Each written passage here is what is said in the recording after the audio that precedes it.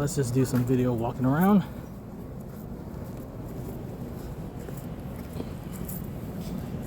Oh man, that is so cool. I mean, just the detail. Look at this.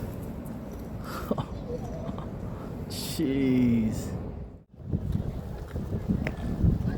What's going on? It's Roger here. I am at Gundam Factory in Yokohama. This is the second big Gundam of the trip. Anyways, yeah. I saw this obviously like everyone else did and had to come here to pay homage.